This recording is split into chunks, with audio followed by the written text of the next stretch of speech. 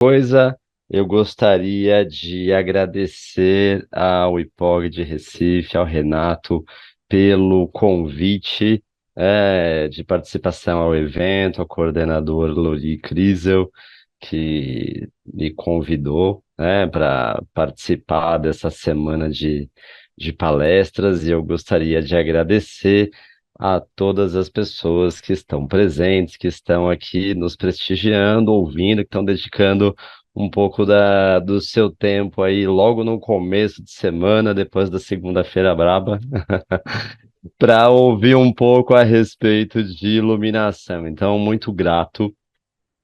A ideia é conversar com vocês um pouquinho a respeito, então, de iluminação. Algumas pessoas, alguns nomes aqui me são familiares, ou pelo mercado, ou porque eventualmente já tiveram aula comigo, alguma palestra. Então, para essas situações, é um prazer estar de novo com vocês. E para os que estão comigo pela primeira vez, muito prazer, que seja a primeira de muitas vezes. Bom, então deixe-me antes de qualquer coisa me apresentar. Sou o Rafael Sanches, sou arquiteto, lighting designer, trabalho com iluminação desde o começo da minha carreira. Tive a oportunidade de estar mergulhado no mercado de iluminação em uma série de posições diferentes, né? Então, eu estive durante quase 10 anos como uma pessoa responsável por projetos especiais, especificação dentro da OSA, né, aplicação de tecnologias inovativas, iluminação em LED, no momento em que o LED surgiu, enquanto iluminação de fato, né, não só sinalização e tudo mais, então estava eu ali atuando diretamente dentro da organização da OSA, América Latina. Acompanhei aí projetos de bastante impacto aí no mercado, por exemplo, a primeira iluminação em LED do Cristo Redentor, Arena do Corinthians, Arena do Palmeiras, uma série de projetos desse quilate. Depois, durante alguns anos, eu fui gerente de projetos da Mingrone Iluminação, que é o maior escritório de iluminação do mercado. Então tem aí seus mais ou menos 35, 40 anos de atuação, mais de 4.000 projetos executados, instalados, implementados.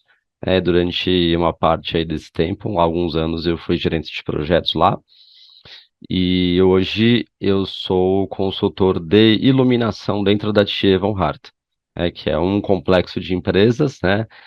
Dentre elas, assim, um dos maiores escritórios de arquitetura do Brasil, quiçá o maior, enfim, tem uma composição lá entre escritório, construtora e diversas outras empresas do segmento juntas. Então eu cuido do assunto iluminação dentro da TIE, né? Então são muitos projetos e obras em andamento, e, via de regra, a iluminação passa por mim, então acabo atuando aí. Então, basicamente, estive na indústria, estive no especificador, hoje eu estou em construtora e escritório de arquitetura propriamente dito, que acaba me conferindo a grata oportunidade de poder ter visto iluminação de pontos diferentes, e aí, então, a ideia é trazer um pouquinho desse ponto de vista, desse olhar, né?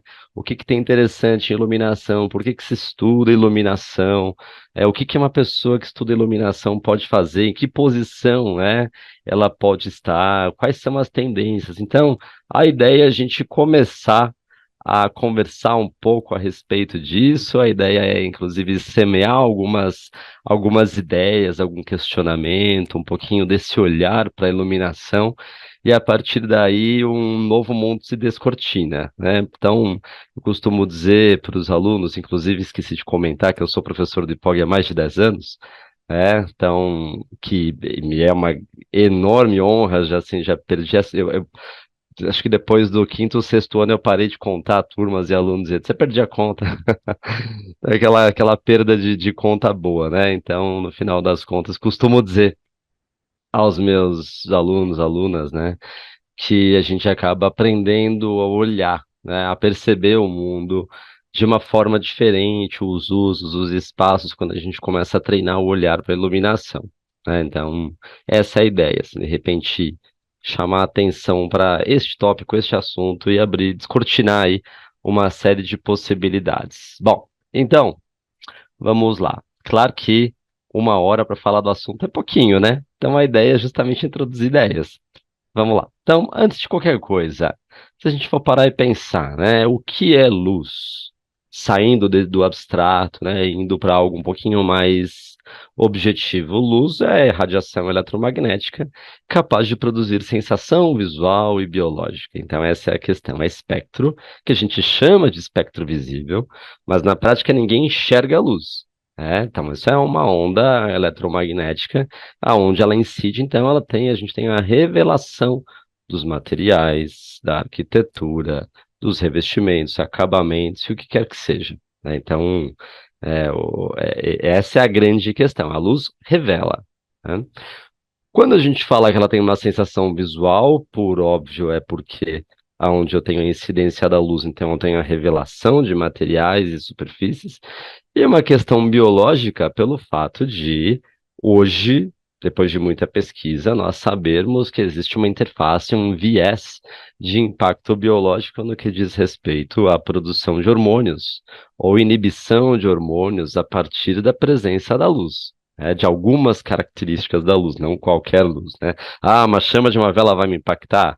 Talvez emocionalmente, em termos de memória afetiva, mas em termos biológicos, ter ou não luz de uma determinada característica vai fazer com que eu me sinta de uma X maneira que a gente vai comentar logo mais, né? Então, existe este olhar também, né? A própria questão da definição da arquitetura, e aí quem em algum momento tem apreço por arquitetura ou design de interiores, em algum momento leu ou ainda vai ler, o Por uma Arquitetura do Le Corbusier, em que a própria definição de arquitetura passa pela presença da luz ali na justificativa, né? Que é o sábio, o jogo sábio, correto e magnífico dos volumes dispostos sob a luz, né? Seja ela natural ou seja ela num aspecto de design de interiores artificial, né? Seja ela inclusive nesse momento de transição entre o natural e o artificial propriamente dizendo.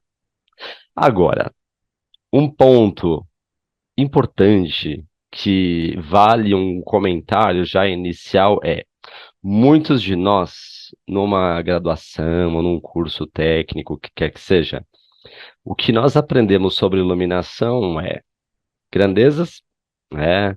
Que é óbvio que é importante, né? Lumen, lux, candela, unidade de luz, unidade de medição de quantidade de luz no espaço, né? Potência, para entender se uma fonte de luz ela é eficiente ou não, e assim vai. E male male a gente aprende aí tipologias de luminária, tipologias de aplicação. Ah, o que é um pendente, o que é uma luminária embutida, o que é um perfil de LED que está super em alta hoje. Então, enfim, é o que a gente aprende. Então, não estranhamente, o que nos cabe após esse aprendizado acaba sendo fazer uma distribuição de pontos de luz em um determinado espaço. Um cálculo para um dimensionamento e um projeto que muitas vezes acaba se restringindo a um desenho de forro, na melhor das hipóteses. E no final das contas, esse é um fragmento do que é um pensar iluminação. Pensar iluminação, na verdade, começa antes. Começa onde, então? Começa aqui, no pensar a experiência visual. Então, antes de qualquer coisa, antes de sair pensando, como que é a iluminação por exemplo, de um foyer de um teatro, né, de uma área de recepção e de espera de uma casa de espetáculos ou de um teatro, por exemplo, ou de um escritório, né? Antes de qualquer coisa, é preciso pensar, bom, as pessoas que vão usar aquele espaço, como que elas vão se sentir ali, né? Qual que é o propósito? É um lugar de estado de alerta? As pessoas vão ter ali, vão desenvolver alguma coisa que exija concentração, atenção? Ou é um local em que as pessoas precisam estar submetidas ali a um relaxamento? Por quê? Porque é um momento de convívio social, é um local ali de descompressão. Esse tipo de escolha já nos induz a alguns direcionamentos em relação à ambiência, em relação à forma com que eu vou ver esse espaço. né? Então, a gente vai perceber que pensar esta experiência visual, como as pessoas vão olhar para esse espaço e ver as superfícies e observar umas às outras, né? Inclusive ter esse impacto no que tange a estar mais disposto ou estar ali num estado de relaxamento, né? Tudo isso é uma composição de experiência visual, mas também sensorial, né? E aí, nesse aspecto, eu dependo de entender quem é esse observador, quem é essa pessoa que está nessa área de recepção, essa sala de espera de um teatro, por exemplo, e como que é essa arquitetura, o que que essa arquitetura me permite ou me convida a fazer, em termos de espaço, de volumetria, de identidade, de acabamentos, né, de uma história que ela tenha para contar, né, ou uma história que ela não quer te contar. Às vezes eu tenho uma arquitetura absolutamente minimalista, então eu tenho que valorizar esse minimalismo ou não. Às vezes eu tenho um edifício histórico, eu tenho algo para contar a respeito daquele espaço. Então veja que a experiência visual que eu vou procurar construir vai observar o que que aquelas pessoas que estão ali esperando um espetáculo, por exemplo, vão precisar em termos de ambiência ou, inclusive, aliás, o que que essa arquitetura me permite fazer, né? Então, esse é o momento em que eu vou entender, por exemplo, que nesse meu hall de entrada e foyer de um teatro, eu preciso garantir uma atmosfera acolhedora, porque as pessoas precisam aguardar ali com algum conforto visual e ter ali uma sensação de local acolhedor. Eu preciso ter uma iluminação suficientemente agradável, porque ali é um ponto de encontro, as pessoas vão se encontrar, vão se ver, tem um reconhecimento facial ali, por exemplo. Eu tenho que ter uma luz suficientemente intensa para preencher um formulário, para fazer um relatório? Não, para ter uma aula?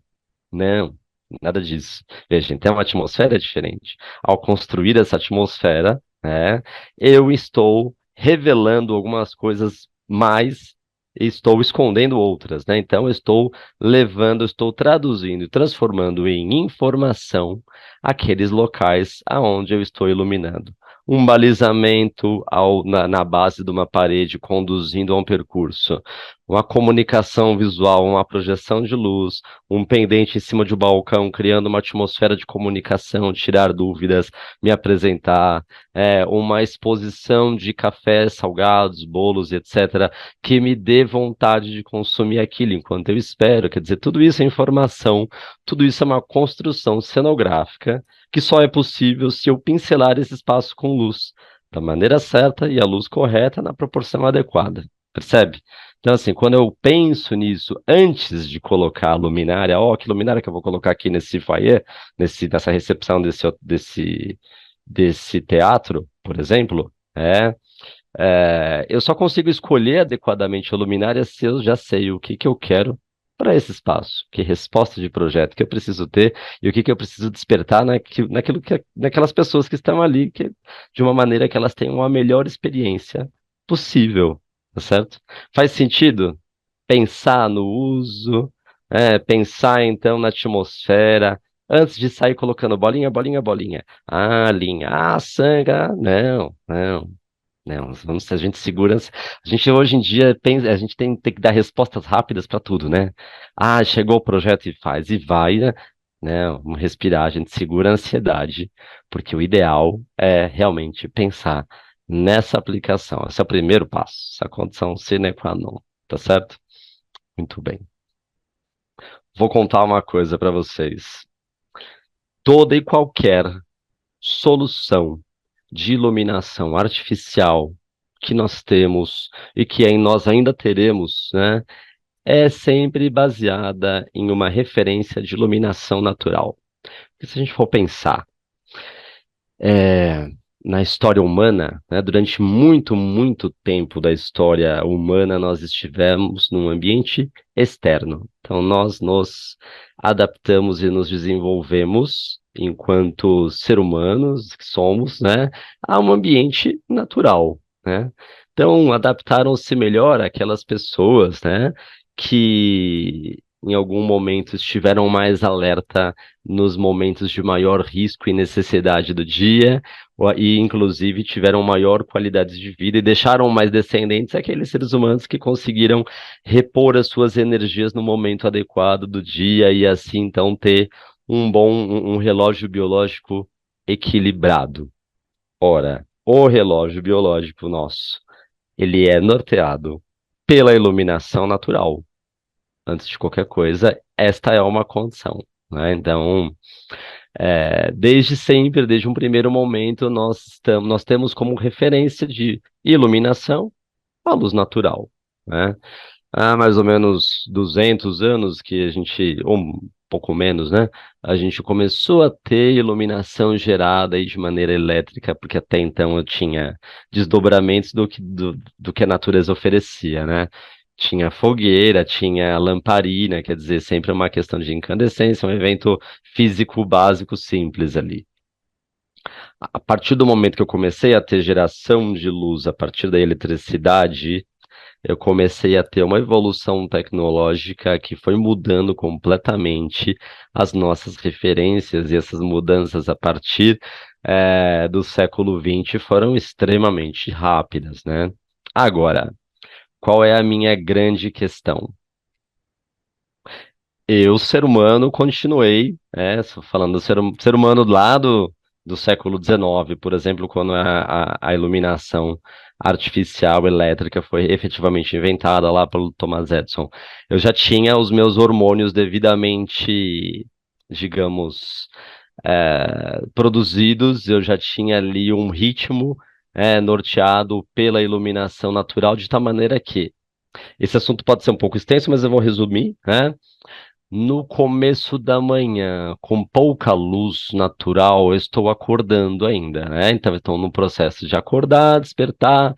Eu, enfim, abro a janela e eu começo pouco a pouco a me ambientar, a programar meu dia. E aí, conforme a luz natural vai aumentando de volume, de quantidade, e conforme, inclusive, ela vai ficando mais a pino e invadindo todos os espaços, ela também vai ficando cada vez mais branca, cada vez mais fria, cada vez mais puxada para um tom azulado, até que no meio do dia eu tenho a luz natural em sua maior quantidade, mais intensa possível, né? E mais azulada possível, a luz do dia, a luz branca, né? Então é o momento em que eu estou normalmente mais envolvido com as minhas atividades. Com o passar das horas, essa luz ela vai diminuindo, diminuindo. Ela vai voltando lá para o horizonte, então ela vai ficando mais marcante, ela vai ficando cada vez mais amarelada até que ela se extingue completamente.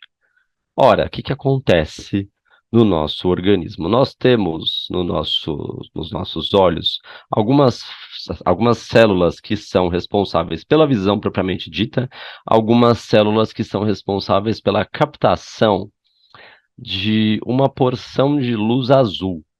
Sim, luz azul. Por quê? Porque na luz branca, seja branca quente ou branca fria, branca mais amarelada ou branca mais azulada, que a gente costumeiramente diz, eu sempre tenho a presença de todas as cores de luz que juntas acabam formando a luz branca, né? Ora, a luz do meio do dia, ela tem, se a gente for passar ela num prisma, para ter uma decomposição dessa luz, a luz do meio do dia, ela tem bastante luz, bastante espectro azul, bastante espectro verde, tem quase nada de amarelo, tem menos amarelo, né? E um bom tanto de vermelho também. Nas extremidades, no começo da manhã, no final da noite, no final da tarde, esta mesma luz natural, ela tem quase nada de azul. Você pegar um feixe de luz da manhã, 7 horas da manhã, 6:30 da manhã, a hora que o sol nasce, você pegar um feixe de luz e passar num prisma, um objeto qualquer, você vai ver uma proporção de muito mais de luz amarela, luz vermelha, luz laranja, um nadinha de luz azul. O segredo está onde? O segredo está nessa luz azul, né? Esta luz azul, ela é percebida por algumas células que tem no nosso olho, E estas células, elas vão ser sensibilizadas por esta luz azul, vão mandar um pulso nervoso até as nossas glândulas suprarrenais, que vão produzir cortisol.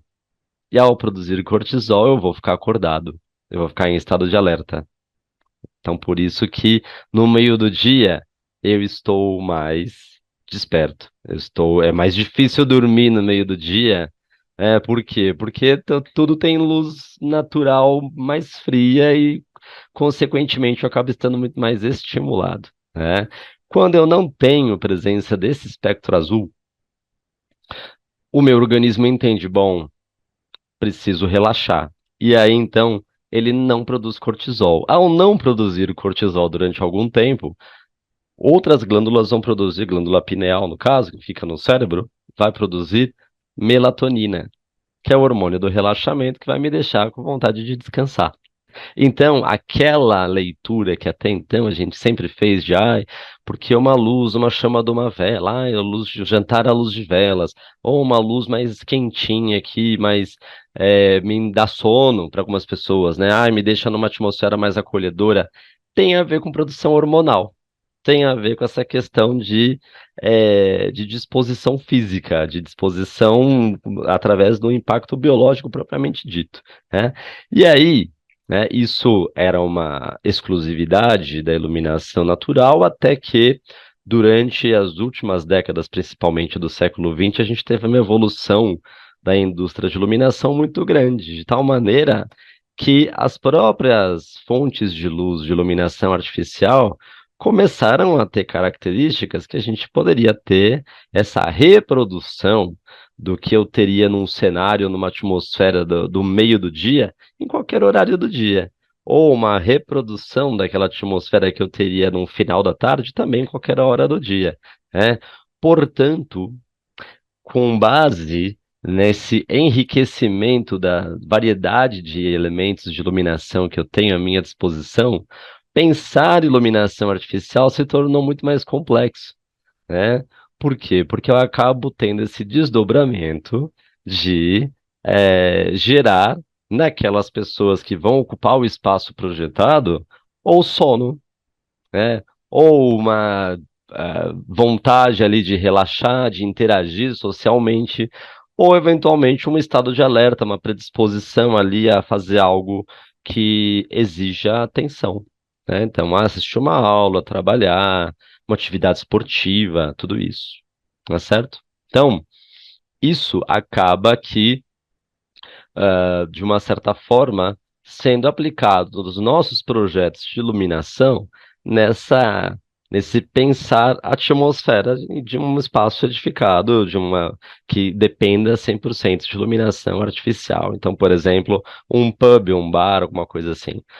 Esse espaço, que nesse momento aqui está totalmente preenchido com iluminação artificial, ele tem uma atmosfera com pouca luz, uma luz mais quente, ou seja, mais amarelada, né? Uma luz mais contrastante, então eu tenho algumas superfícies muito mais iluminadas do que outras, e em geral, uma baixa quantidade de luz. Ora, isso é muito mais próximo, em termos de percepção e sensação, de um cair da tarde, né, de uma atmosfera de entardecer, do que de um meio-dia, por exemplo. Ao contrário dessa área de staff aqui, dessa área de escritório, né, que eu tenho uma iluminação mais intensa, mais uniforme, mais branca. Então eu consigo ficar em estado de alerta, atenção para detalhar um projeto, para fazer uma planilha, fazer um relatório, enfim, de uma forma muito mais eficaz neste espaço, que reproduz de uma forma melhor. É claro que eu sei que eu estou dentro de um espaço construído, mas se eu for olhar só a forma com que as coisas estão iluminadas, né?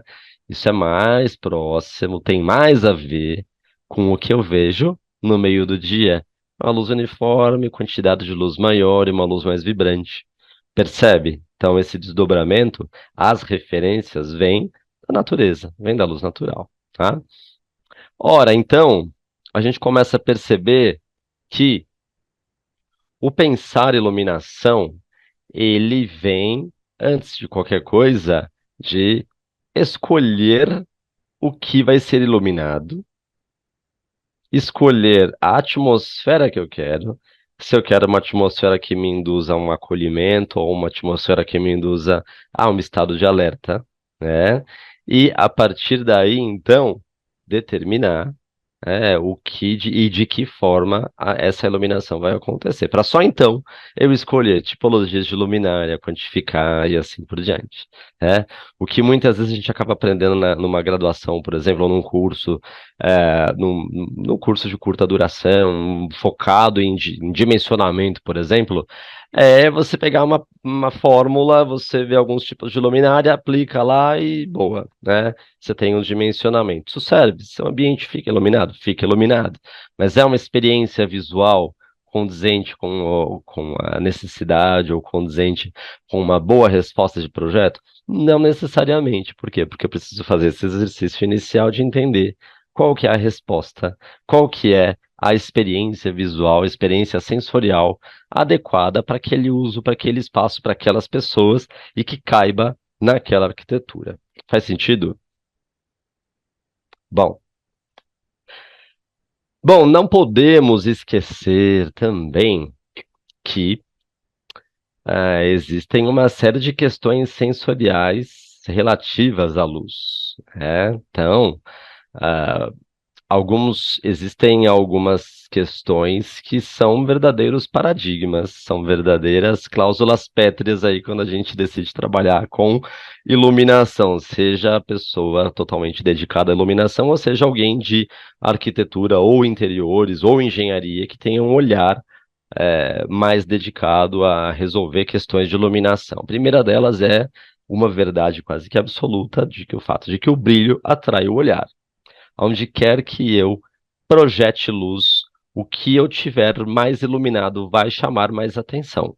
Isso necessariamente vai fazer com que as pessoas olhem para aquela direção, para aquele determinado elemento. Eu adoro esse exemplo aqui, que é um centro histórico em que a única vitrine acesa é justamente onde eu tenho os transeuntes. Essa é a lógica de um shopping em que eu vou parar nas vitrines para visualizar uma galeria de arte, o que quer que seja. Então, eu vou prestar atenção naquilo que está iluminado. Né? Então, só uma questão. Quando eu desdobro isso para uma escala arquitetônica, eu vou ter, por exemplo, as fachadas que acabam muitas vezes servindo como referências urbanas, como elementos de embelezamento urbano, e vão cumprir um papel estético, inclusive para fazer com que as pessoas registrem uma memória relativa àquele espaço, aquele tipo de loja, aquela experiência. Então a gente tem aqui uma galeria comercial na Polônia, feita por um grande escritório de iluminação dos mais antigos, que é o Bartenbach. E o que nós temos aqui, então, é uma fachada de um alumínio composto fosco, em duas camadas, uma camada inicial, lá de fundo, alumínio composto fosco. Existe uma camada de vidro sustentada por spiders, né? E aí, em cada um desses spiders, eu tenho um ponto luminoso, fazendo como se fosse um tabuleiro, um grid. E aí eu tenho a linha de projetores lá em cima, tá vendo esses tracinhos aqui, ó? Jogando luz para baixo e uma outra linha embaixo jogando luz para cima. Então eu tenho essa camada de luz que faz com que isso atraia o olhar de quem passa pela praça, né? Mas não é só isso. Eu tenho a pele de vidro aqui que permite com que quem esteja fora veja que há pessoas aqui tendo algum tipo de experiência. E olha, esse espaço, ele é um branco quente, acolhedor, olha que interessante, tem movimento aqui, tem vida. Posso ir ali, posso ir ver o que está acontecendo, é um espaço aberto, olha só. Vejo vitrines e eu tenho noção do que acontece. E não menos importante, eu tenho elementos no piso criando uma brincadeira em que eu estou pisando a própria luz. Então isso é algo inusitado. Trago inusitado para a percepção desse local. E eu gero uma experiência sensorial diferente do dia a dia. Não é todo dia que eu vejo uma fachada como esta, não é todo dia que eu passo por uma praça com luz no piso. Então tudo isso serve para me indexar essa experiência. né? Então, são elementos que a iluminação, ao atrair o olhar, acaba permitindo e agregando valor a essa galeria comercial, que seria mais uma, não fosse a iluminação desta fachada e iluminação de interiores chamando a atenção de quem transita.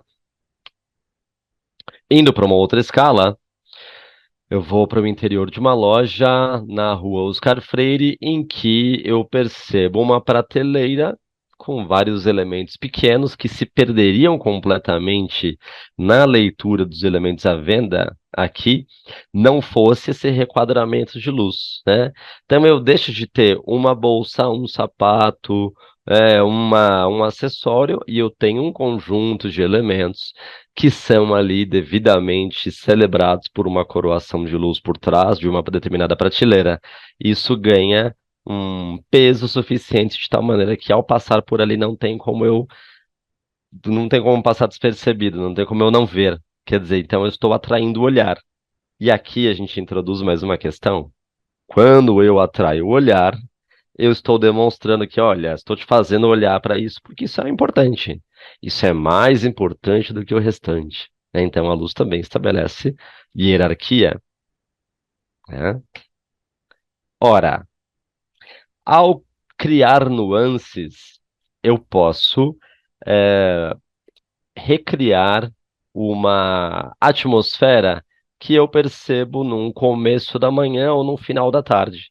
Então imagine você caminhando por um bosque, enfim, ou à beira-mar, debaixo de algumas árvores, e você percebe ali alguns raios de luz passando pela copa, chegando ali aonde você está, e é uma luz mais quente, é pouca luz, e isso te remete. Biologicamente, isso vai te induzir a um acolhimento e de forma ali, eventualmente sensorial, inclusive em termos de memória afetiva, vai te falar, ai, que bom, mais um dia que acabou, vou descansar, agora é o momento de relaxar. Eu reproduzo essa atmosfera quando eu tenho um ambiente como esse. Claro que as referências não são explícitas, mas a pouca luz está ali, a luz mais amarelada está ali, e a luz mais contrastante, e às vezes em faixa vai estar ali também. E um tom mais terroso que vai acontecer, ora em cima de um elemento de um painel que vai compor uma determinada cenografia, é um restaurante destinado a servir gastronomia oriental, né? Ora isso devidamente complementado por uma luz indireta superior através de uma sanca invertida num acabamento mais terroso, ressalta justamente essa percepção de um espaço que me induz ali a um acolhimento. Então, essa dramaticidade me induz a um conforto. Da mesma forma que o oposto é válido, né? Então, se eu tenho uma atmosfera mais intensa, uma luz mais uniforme, e com uma temperatura de cor mais elevada, ou seja, uma luz mais branca, isso vai fazer com que eu esteja ligado, vendo tudo o que está acontecendo e biologicamente mais acordado, né? Então, essas características vão criar uma atmosfera completamente distinta da anterior. Estas diferenças, elas vão dar o tom no que tange ao estado de humor, né? Ora, eu vou estar mais disposto à comunicação, mais atento, numa atmosfera que esteja mais preenchida de luz. E aí eu não estou falando de quantidade de luz que sai de uma luminária, mas também a luz que eu percebo. Lembra que luz é radiação? Então não adianta ter um monte de radiação indo para o nada, né? Eu preciso que essa radiação incida em algum lugar e eu perceba esta luz, né? Que é o que acontece aqui, né? Olha só, tem uma lanchonete num estilo de uma mistura de referências aqui. Estou me atendo à luz, acabamentos claros. Toda esta luz, ela é refletida de volta pela própria arquitetura que é clara, né? Então eu percebo isso de maneira muito uniforme. Então não tem como eu ir escondido, chegar escondido nessa lanchonete. Não dá chegar a paisana assim, não, eu vou tomar um café, vou fazer uma entrevista de emprego, mas não quero que ninguém veja que eu tô fazendo uma entrevista de emprego com o concorrente da empresa onde eu trabalho hoje. Não marque num café como esse, que com certeza alguém vai ver, né? Então ali é um ambiente que você consegue ver tudo, né? Ao contrário de uma atmosfera como essa, muito mais intimista, muito mais, digamos, acolhedora, que induz ali até uma introspecção. Isso é um topo de um edifício, em que eu tenha praticamente uma reprodução de uma ambiência urbana, uma iluminação, né? Tô na rua praticamente, por quê? Porque eu tenho todo o entorno composto por pele de vidro, então eu tenho esquadrias e eu vejo a cidade como se isso não bastasse. Meu teto espelhado me permite ver a dinâmica da cidade refletida. Ora, um desafio onde eu vou introduzir iluminação, equipamentos e tudo mais.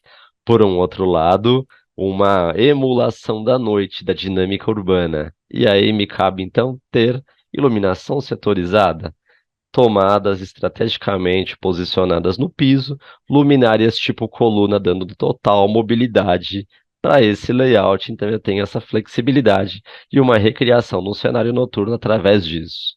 Veja que são dois ambientes do mesmo uso, estabelecimentos para alimentação, mas com atmosferas completamente distintas e um impacto no humor também completamente distinto. Ah, tem uma diferença de arquitetura, de acabamentos? Sim, e esta é a mensagem. Escolher iluminação tem totalmente a ver com não só escolher equipamentos, mas escolher os acabamentos antes de qualquer coisa. Se eu quero um ambiente luminoso, eu preciso ter acabamentos claros. Se eu quero um ambiente mais contrastante, eu necessariamente vou trabalhar com acabamentos mais escuros, né? Então, esse é um cuidado. Eu começo a definir iluminação no momento em que eu começo a definir paletas cromáticas, no momento em que eu começo a definir materiais. Então, estou fazendo iluminação mesmo quando eu não estou pensando em luminária. Quando eu estou pensando em paletas cromáticas materiais, materiais construtivos aparentes e tudo mais, já estou fazendo iluminação. Tá certo? E aqui fica muito premente essa questão.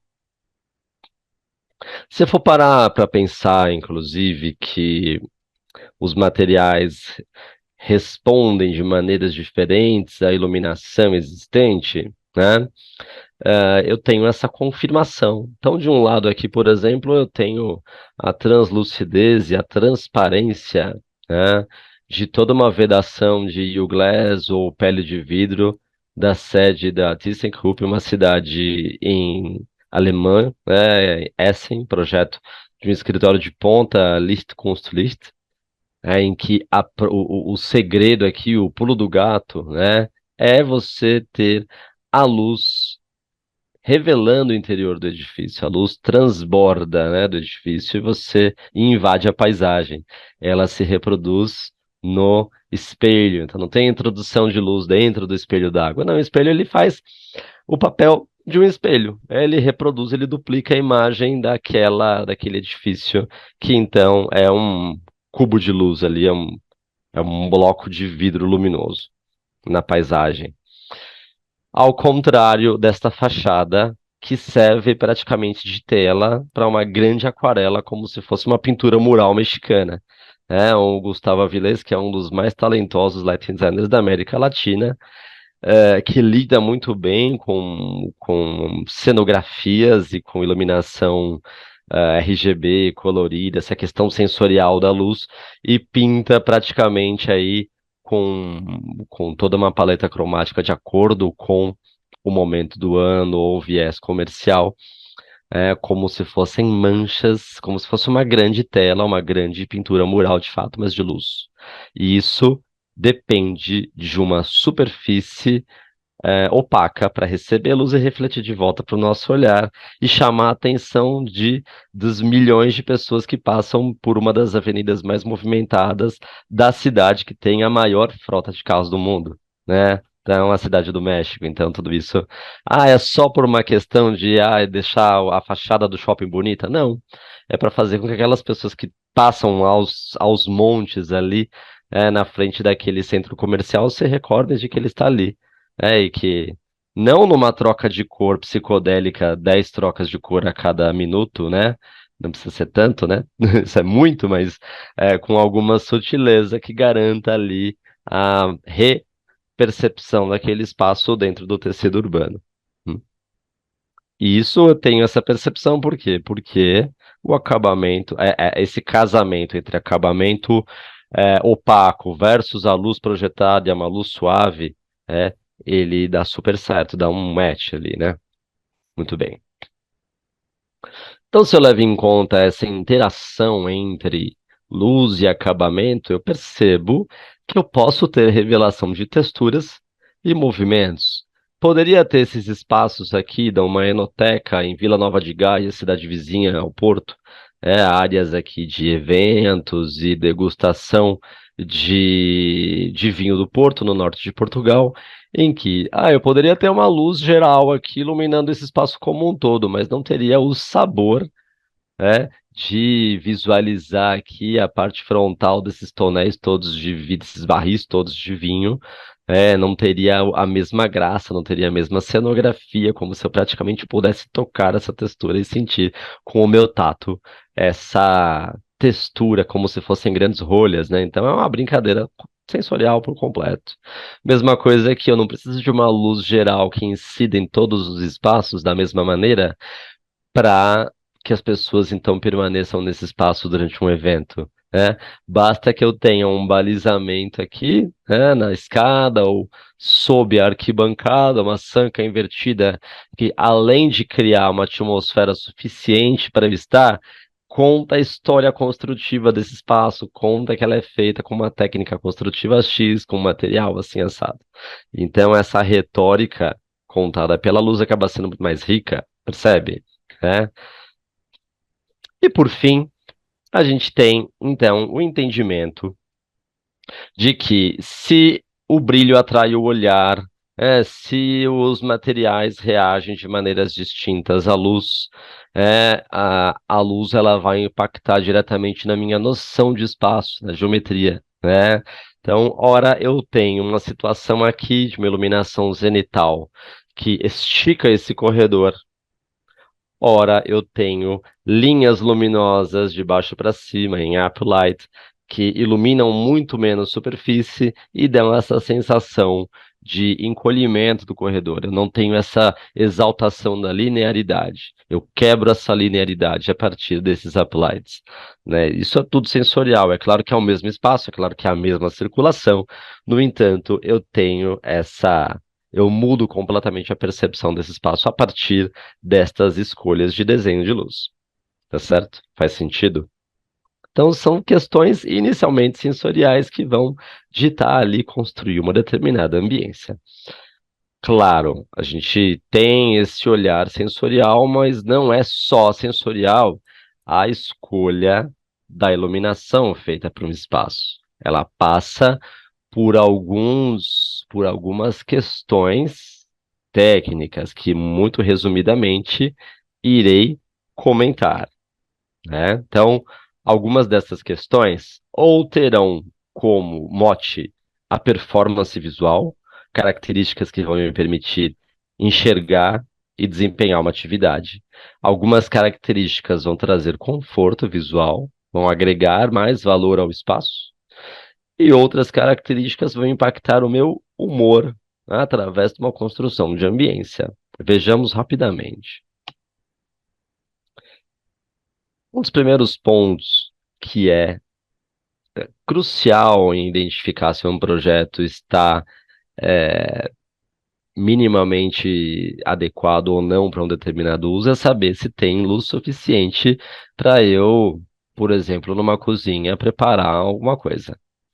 Ou se eu tenho luz suficiente numa sala de aula para ter uma aula, né? Ou numa determinada circulação, se tem luz o bastante para me enxergar e não tropeçar, né? Então, iluminância, a quantidade de lux que eu vou ter em uma determinada superfície. Não menos importante nesse aspecto da performance é não ter a visão incomodada por excesso de brilho, ou seja, ofuscamento, né? Posso ter 500 lux, que é a quantidade de luz adequada segundo a norma, né? NBR 89951. Posso ter a quantidade adequada de luz em cima da minha mesa. Só que, se eu tiver uma lâmpada pendurada na altura do meu olhar, cumprindo esse papel, né, eu vou olhar a lâmpada o tempo inteiro, ela vai me dar dor de cabeça, ela vai me causar extremo incômodo. Ela pode não estar pendurada na minha frente, mas se eu tenho a minha mesa de vidro ou polida, ou envernizada, e eu consegui visualizar o reflexo desta luz na mesa, eu vou ficar igualmente incomodado. Então, ter em conta que a gente vai evitar o ofuscamento, ou seja, essa visualização do brilho, também é importante. Também é um cuidado técnico, tá? Que está diretamente relacionado com a performance visual. Quando então eu vou olhar para uma situação em que, ora, eu preciso ter luz uniforme porque eu tenho uma necessidade de ah, um estímulo visual, eu tenho uma necessidade de prestar atenção em alguma coisa que eu estou fazendo, né? E eu vou precisar de uma luz mais uniforme. Ou, ora, eu vou identificar que eu preciso ter concentração de luz em um determinado espaço de varejo, porque eu quero que aquelas pessoas olhem primeiro esse produto, depois aqueles, né? Então, essa escolha, ela passa pela distribuição do brilho. Então, ao conceber um projeto, eu vou determinar. Ah, é um sacolão, é um mercado de elementos básicos, não preciso convencer ninguém a comprar arroz, a comprar produtos de limpeza, eu vou fazer uma iluminação básica. Ah, não, eu tenho uma, sei lá, um empório. E aí eu quero criar ali uma vasca com frutas, uma bancada com embutidos, chocolate importado, ingredientes italianos, nananã, né? E aí então eu tenho que criar ali zonas de interesse, então eu vou distribuir o brilho de maneira diferente, né? Da mesma forma em que eu vou reproduzir as cores de uma forma mais cuidadosa, se estou falando de uma loja de roupas de alto padrão ou de maquiagem, em que eu preciso ter certeza daquilo que eu estou comprando, por exemplo, né? Então, são questões técnicas que vão aparecer para nos dar embasamento e garantir que a gente está construindo um espaço adequado em termos de iluminação. Os elementos que mais vão impactar na construção da atmosfera são temperatura de cor. Ora, luz mais fria, mais estimulante, a gente já no começo dessa palestra viu o motivo, mas existe uma questão biológica, né? Ora, uma temperatura mais quente vai induzir ali a um determinado relaxamento, a gente também viu que isso tem um viés biológico, né? Direção da luz. Ora, se eu tenho luz voltada para baixo, direta. Ora, se essa luz direta acontece a partir de pendentes, por exemplo, e o meu teto fica escuro, por exemplo, aquele bar que a gente viu, né, no começo da palestra, que tem aquela sensação no pé direito baixo, por mais que não seja tão baixo, mas teto preto, pendente, luz só para baixo, eu tenho a sensação de que o teto é ali onde estão as luminárias. Eu racionalmente vejo e percebo que o teto é maior, mas o meu cérebro enxerga um teto menor, enxerga um espaço mais compacto. Ao contrário de uma situação em que, se eu tiver luz indireta, eu vou prestar atenção no teto, eu vou ter uma sensação de um pé direito maior, simplesmente pelo fato de trabalhar com luz indireta. Veja, não estou esticando o teto, mas em termos sensoriais, eu estou fazendo com que esse espaço pareça maior, que o meu cérebro enxergue, modo de dizer, né, um espaço mais amplo, só através da direção da luz, veja, né? E, por último, mas não menos importante, é a modelagem, como a luz abraça as superfícies ao meu redor. Ela vai acontecer de maneira uniforme e equilibrada? Como, por exemplo, acontece nesse closet. Eu tenho um grande forro luminoso e esta luz acontece proporcional em planos horizontais e verticais. Ou não, ela vem de uma mancha de luz, de um feixe, e aí eu tenho essa brincadeira de claro e escuro, essa sombra contrastante convivendo ali lado a lado com superfícies muito bem iluminadas. Eu tenho a modelagem contrastante, não tem como eu não perceber uma estatueta aqui no meio desse espaço, né, devidamente iluminada desta forma teatral, né? Muito bem. Então, são escolhas, todas essas questões aqui da boa iluminação, são escolhas técnicas que a gente faz em todos os projetos. Com esse olhar aliado àquele olhar sensorial das primeiras situações que a gente viu na palestra. Agora, isso é uma engrenagem, né? Pensar nessas situações, encontrar a tecnologia correta, é, adquirir essa tecnologia, isso é uma engrenagem que tem a ver completamente com como funciona esse mercado. Se eu decido estudar iluminação, o que que eu vou fazer? De que maneira que eu vou colocar em prática o conteúdo que eu vou estudar? Né? Este atuar iluminação. Ora, a gente entende que a iluminação, alguém especifica, alguém pensa no que precisa ser utilizado, alguém fabrica, alguém cria, nutre de informação o especificador, né? E alguém tem noção do que efetivamente precisa ser aplicado e no investimento que precisa acontecer para que um determinado espaço tenha a iluminação adequada e correta. Então, essa é uma engrenagem. Se tiver aqui, se faltar WD-40 aqui, ó, em qualquer uma dessas engrenagens, lascou-se, né? Você não vai ter ali um resultado final de um espaço com uma experiência visual XPTO, né? Vamos entender quem são cada um destes, de maneira resumida, claro. O especificador, muitas vezes a gente tem em mente assim, yo lighting designer, aí eu vou pesquisar lá na ASBAI, a Associação Brasileira dos Arquitetos de Iluminação. Alguns nomes que fazem projetos enormes, aí você vê lá a Estação da Luz, o Museu da Manhã, o Shopping X e a fábrica não sei o quê. Você fala, nossa, que mercado fechado. São alguns projetos icônicos, mas tem tanta gente trabalhando com iluminação, tanta gente fazendo tanta coisa. É algo que, um cenário que mudou muito nos últimos anos, né? Então, sim, você tem a figura do arquiteto de iluminação, alguns escritórios que são especializados em projetos com uma determinada complexidade, seja ela esta complexidade normativa ou cenográfica. Se fazer um hospital, por exemplo, um centro cirúrgico, um laboratório de pesquisa química, tem as suas complexidades, mas não é nada de outro mundo também. Você entende as regras e boa, né?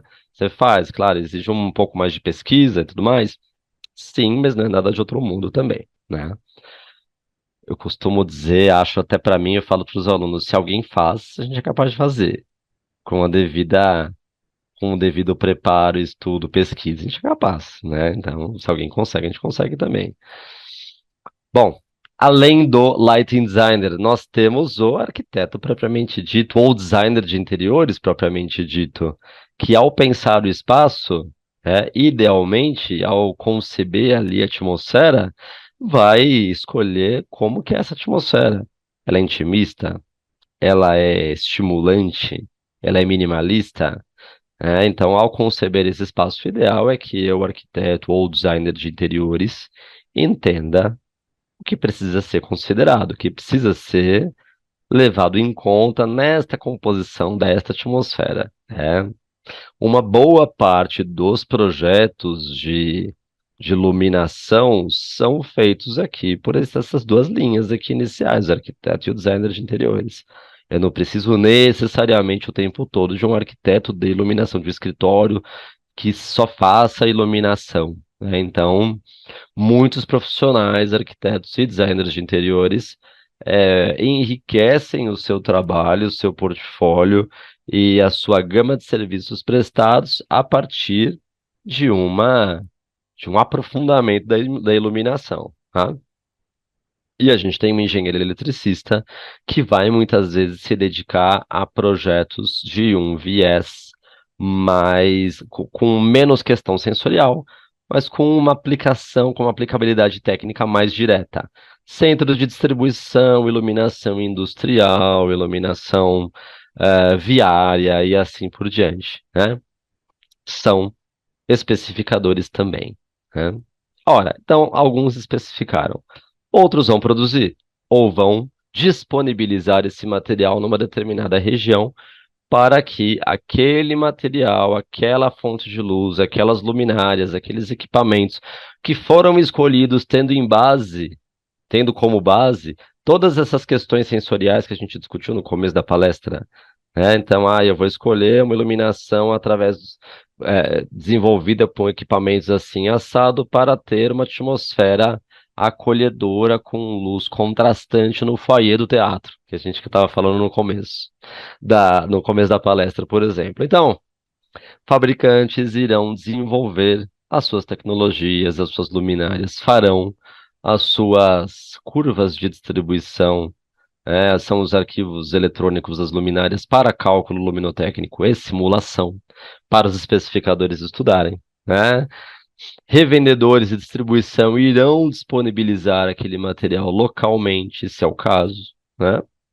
E os instaladores muitas vezes vão comercializar lá na ponta uma, um pacote de luminárias condizente com o que a gente especificar. Muito bem.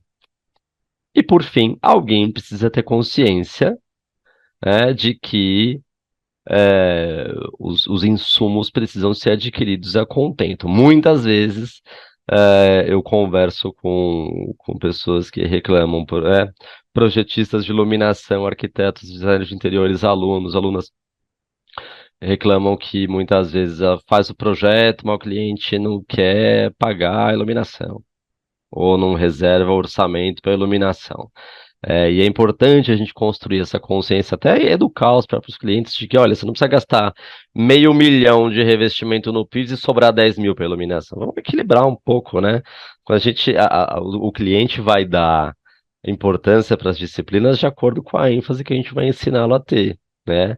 Então, apresentar projeto, mostrar não só a iluminação, mostrar tudo, né? É uma aula constante, vocês já repararam isso?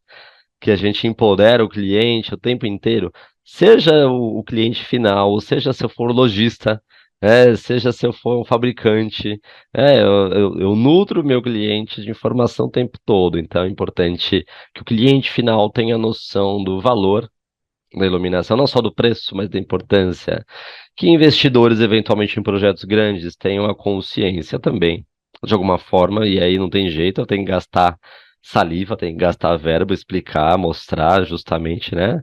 E, eventualmente, compradores em construtoras, né? Então, o comprador técnico precisa entender também, de alguma maneira, que não é porque a luminária, esta luminária é quadrada branca, esta luminária é quadrada branca, logo elas são iguais. Não, de forma nenhuma, né? Então existe toda uma questão que acaba permeando essa situação, tá?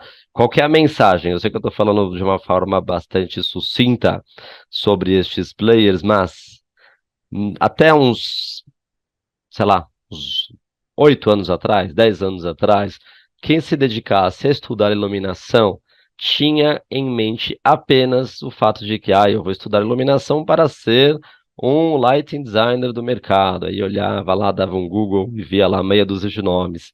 E aí você vê, nossa, mas esse cara aqui atende Iguatemi, como é que eu vou atender Iguatemi no lugar dele?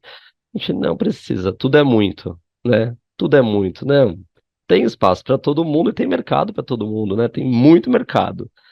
Basta ter esse olhar do mercado que você já tem alguma penetração, né, das pessoas que você conhece. Eventualmente você não precisa ser dedicação exclusiva à iluminação. Você pode agregar a iluminação no seu dia a dia, no seu trabalho, seja como especificador, seja como lojista, seja como parte integrante de um fabricante ou de um instalador, né?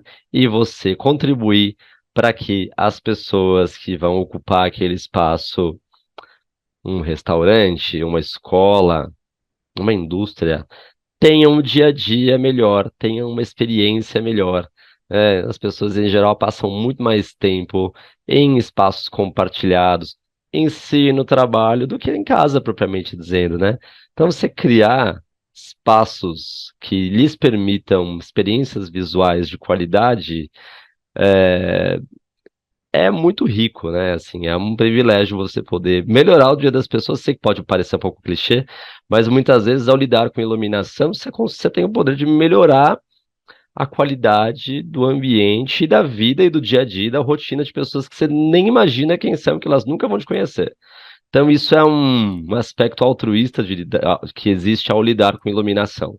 Você nem imagina como é que você está impactando a vida das pessoas. Você nem imagina, dependendo do tipo do projeto, as pessoas que vão frequentar aquele espaço. Isso é muito bonito.